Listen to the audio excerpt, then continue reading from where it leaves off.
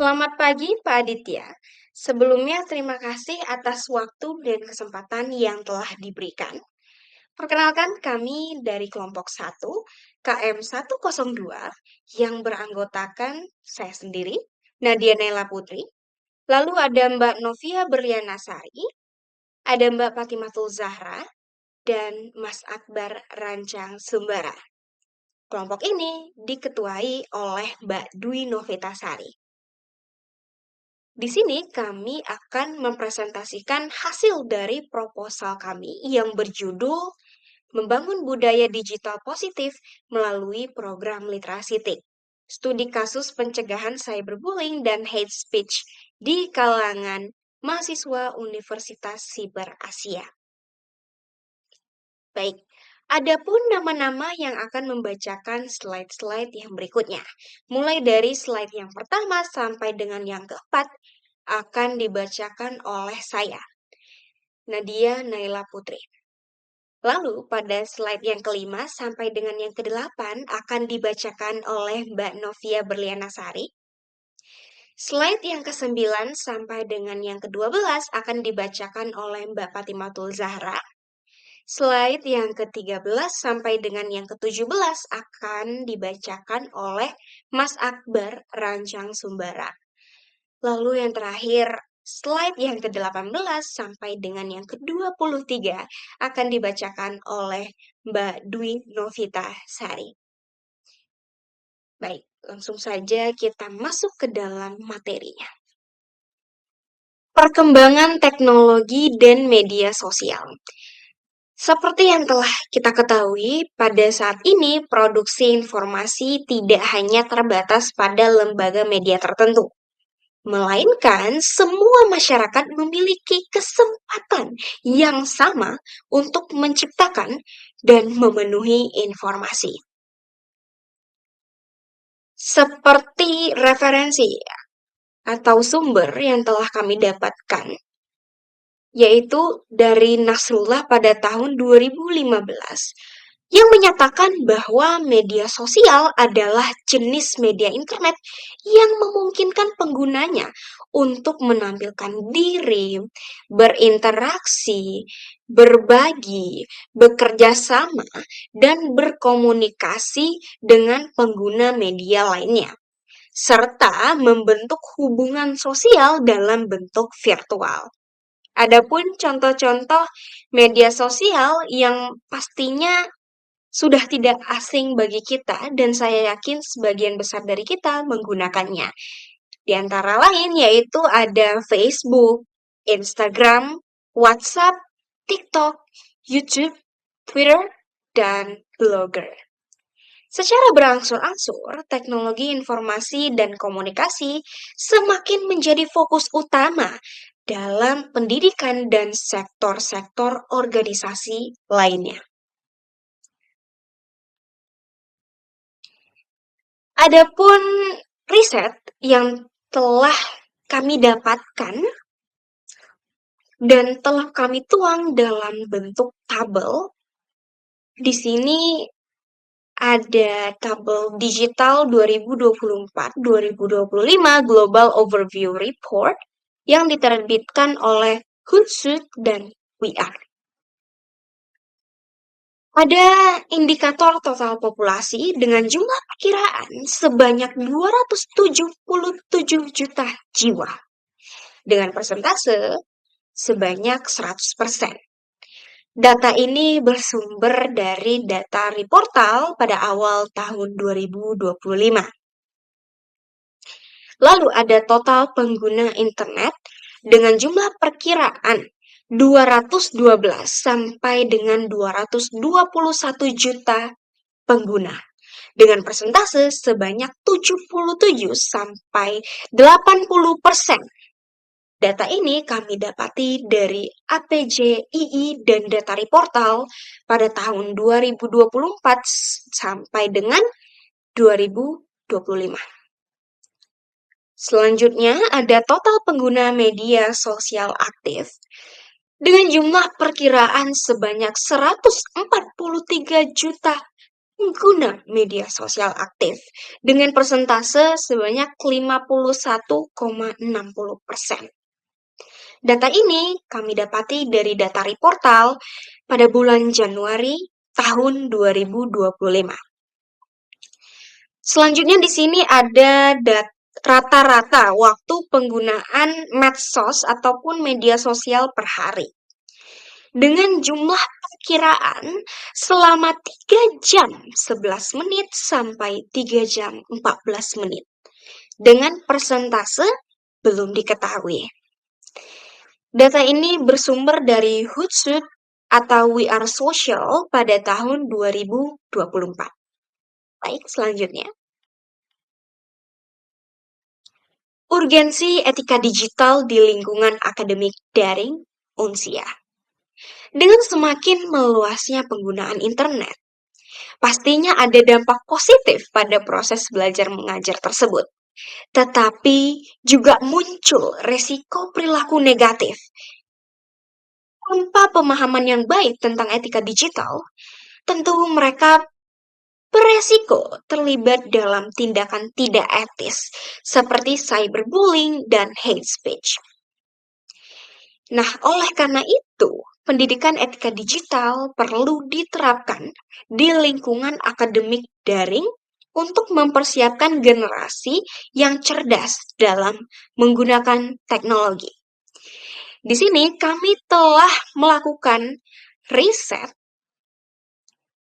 dan telah kami letakkan pada bentuk tabel.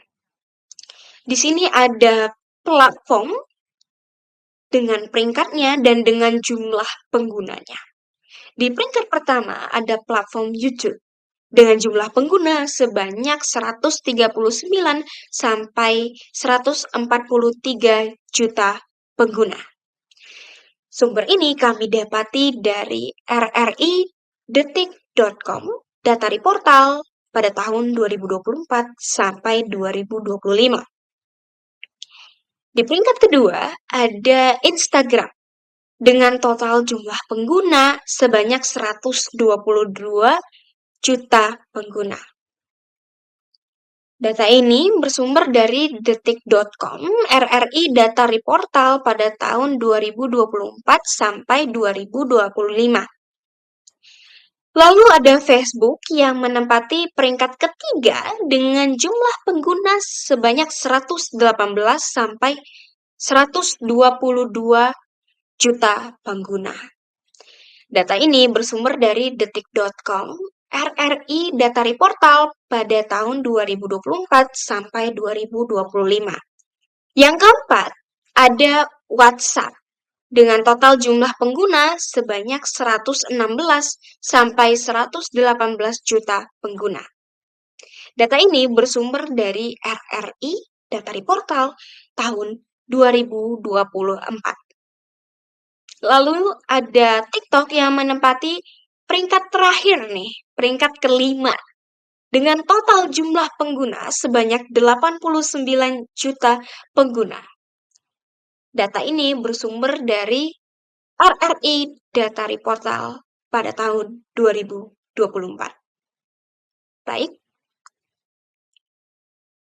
slide selanjutnya akan dijelaskan oleh rekan saya, yaitu Mbak Novia Berliana Sari. Baik, slide selanjutnya kita akan bahas dampak dari cyberbullying dan juga hate speech, dampak negatifnya tentunya. Yang pertama adalah cyberbullying, masalah kesehatan mental, kehilangan harga diri, gangguan tidur dan juga konsentrasi, perilaku ekstrim yang dapat berujung pada bunuh diri, dan yang terakhir dampak jangka panjang tentunya bagi korban. Kita bisa lihat tabel di bawah ini. Ada 25,9% korban dan ada juga mahasiswa di dalamnya pernah menjadi korban cyberbullying. Angka pelakunya 13% dan beberapa responden pernah mengaku menjadi pelaku dari cyberbullying. Bentuk utamanya kebanyakan 58,5% melalui sosial media tentunya. Lalu kita masuk ke hate speech. Dampak negatifnya yaitu kerusakan psikologis, kesenjangan sosial, memicu diskriminasi dan konflik, dan yang terakhir merusak fondasi pendidikan. Kita bisa lihat tabel di bawah ini, sebanyak 77% dari partisipan mahasiswa UI mengaku pernah terlibat dalam cyberbullying, baik menjadi korban maupun pelaku. Karakteristiknya kebanyakan mahasiswa perempuan, usianya 20-25 tahun, dan tentunya pengguna aktif internet. Kebanyakan 21-42 jam per minggu, atau bisa juga lebih banyak dari yang terlibat. Kita masuk ke manfaat efektivitas program literasi TIK dalam mencegah cyberbullying dan hate speech di kalangan mahasiswa, kampus, dan juga masyarakat. Yang pertama adalah mahasiswa, adanya peningkatan kesadaran dan pemahaman, kemampuan berpikir kritis, keterampilan melindungi diri, dan perilaku daring yang etis. Dan manfaat bagi kampus, yaitu terciptanya lingkungan akademik yang aman dan inklusif, peningkatan reputasi institusi, optimalisasi proses pembelajaran, dan pengembangan kebijakan yang efektif. Sedangkan bagi masyarakat, manfaatnya adalah kontribusi lingkungan daring yang sehat, pencegahan eskalasi konflik sosial, peningkatan kepercayaan publik, dan membangun warga digital yang bertanggung jawab. Kita masuk ke definisi literasi TIK.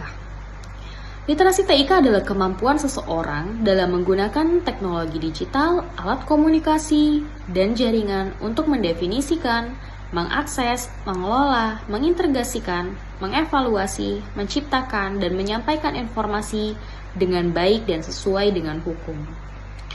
Baik, untuk slide selanjutnya akan disampaikan oleh teman saya, Zahra. Baik, selanjutnya saya akan memaparkan tentang konsep dasar literasi TIK dan komponen literasi digital. Dalam literasi TIK, ada beberapa konsep dasar yang perlu dipahami. Pertama, pengolahan data adalah proses mengubah data menjadi informasi yang berguna. Kedua, jaringan komputer menghubungkan perangkat komputer dan alat komunikasi lain untuk berbagi data dan sumber daya seperti printer, scanner, dan lainnya. Ketiga, komunikasi berarti proses mengirim dan menerima informasi melalui media seperti internet, telepon, atau jaringan komunikasi lain. Keempat, internet memungkinkan akses informasi serta komunikasi yang cepat dan mudah di berbagai tempat tanpa ada batasan geografis. Dan terakhir, penyimpanan data adalah proses menyimpan informasi dalam bentuk digital pada perangkat penyimpanan seperti hard disk, flash disk, atau media penyimpanan lain. Sedangkan dalam komponen literasi digital ada beberapa bagian penting. Pertama, kompetensi yang mencakup pengetahuan mengenai format digital dan non-digital. Kedua, pembuatan dan penyampaian informasi digital. Ketiga, penilaian informasi. Keempat, pengumpulan atau penyusunan pengetahuan. Kelima, literasi informasi, dan terakhir, literasi media. Kedua, etika, yaitu kemampuan seseorang untuk memahami, beradaptasi, dan menerapkan norma-norma etika saat menjelajahi ruang digital.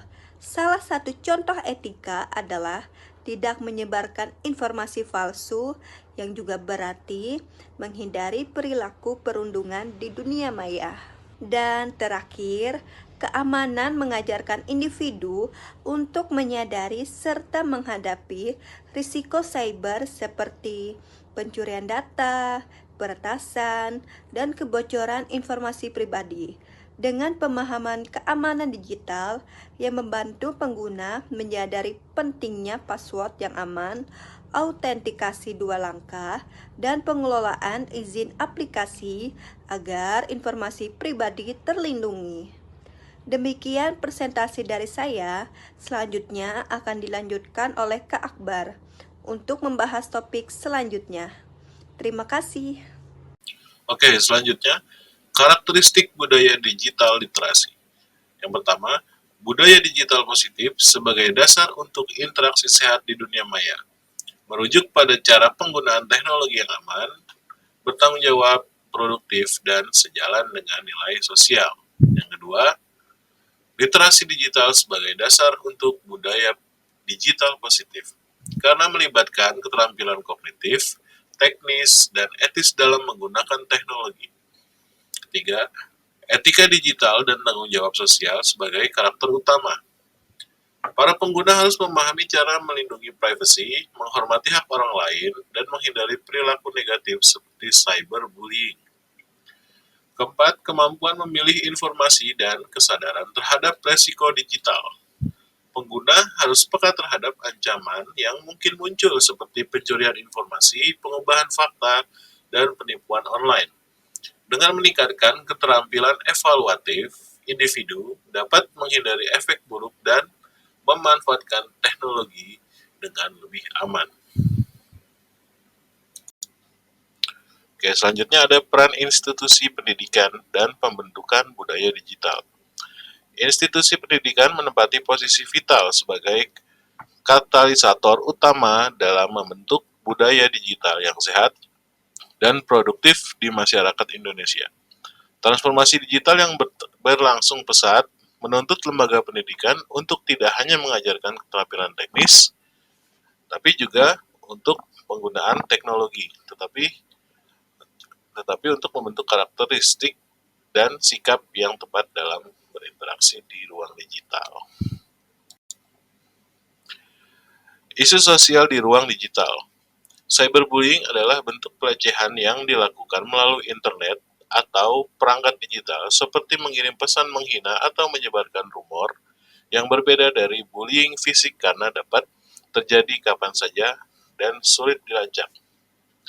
Cyberbullying dapat berupa flaming, online harassment, cybertalking, degradation, mass quoting, dan exclusion. Oke, selanjutnya isu sosial di ruang digital. Hate speech atau ucapan penghinaan kebencian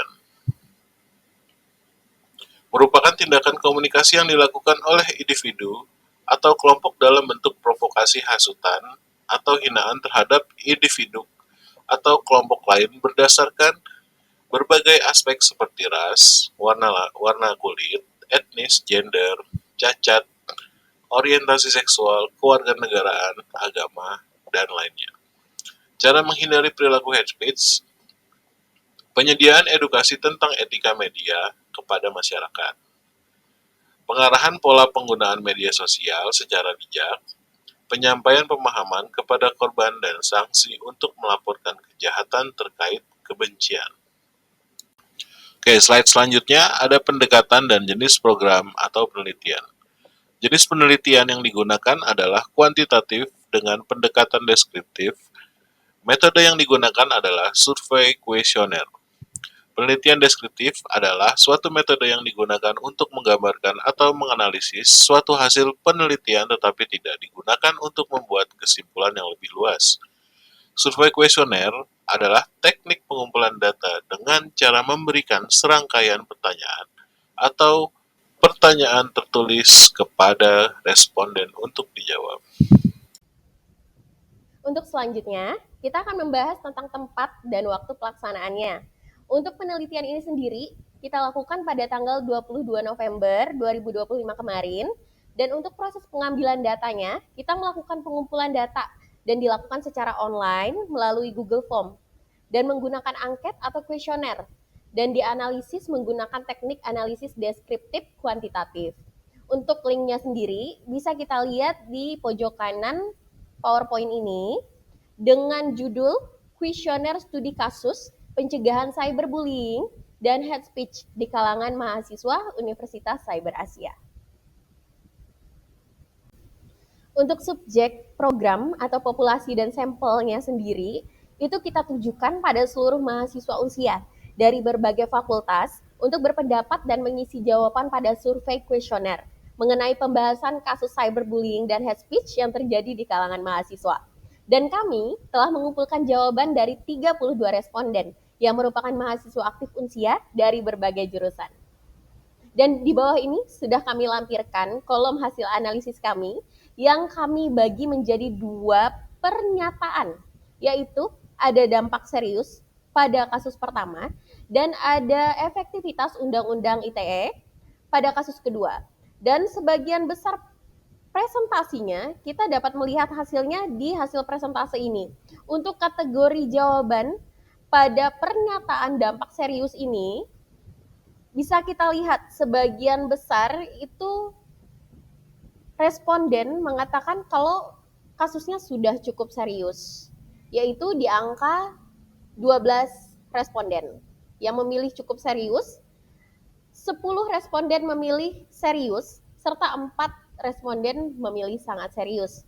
Dan 1 dari 32 responden tersebut menyatakan kalau tidak serius sama sekali. Dan untuk kasus kedua, yaitu efektivitas Undang-Undang ITE sendiri, kita dapat lihat dari presentasi hasil frekuensinya, ini terdapat 14 responden yang mengaku kalau efektivitas Undang-Undang ITE ini sudah cukup efektif diterapkan di kalangan mahasiswa.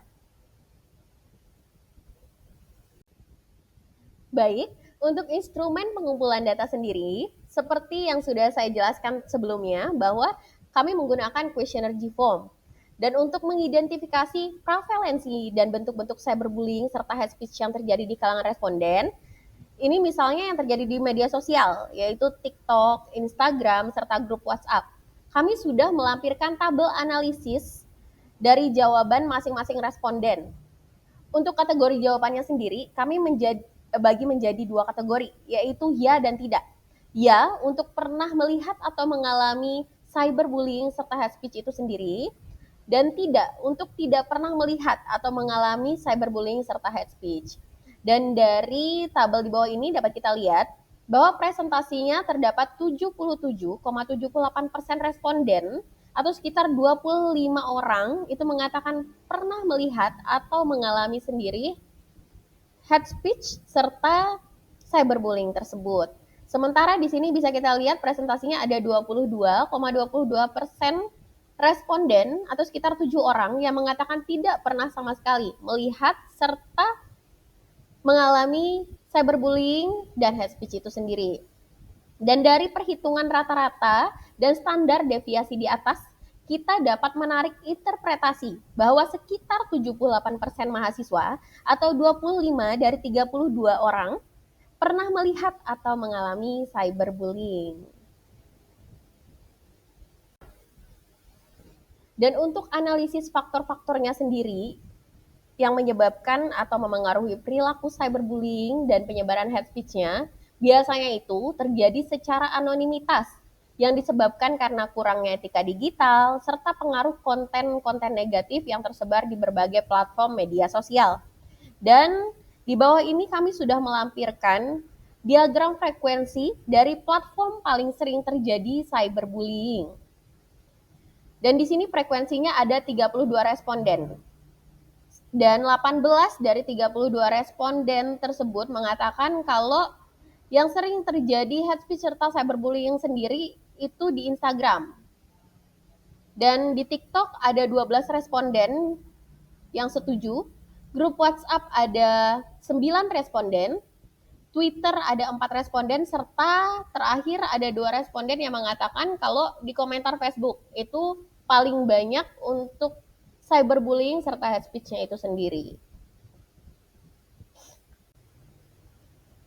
Dan untuk memahami persepsi responden terhadap cyberbullying serta hate speech, serta dampak emosional atau psikologis yang dialami korban, kami mengevaluasi efektivitas upaya pencegahan atau penanganan yang ada, misalnya peran literasi digital, kebijakan sekolah, serta adanya manfaat dari Undang-Undang ITE. Dan di bawah ini kami sudah melampirkan bentuk cyberbullying yang paling sering dilihat atau dialami oleh 32 responden. Nah, dari di tabel di bawah ini bisa kita lihat bahwa yang paling banyak itu mengalami komentar menghina atau merendahkan. Kedua teratas ada penyebaran gosip atau kebohongan. Tiga teratas ada ancaman verbal atau kekerasan. Dua terbawah ada doxing atau penyebaran data pribadi, serta yang paling sedikit di sini ada pemalsuan akun.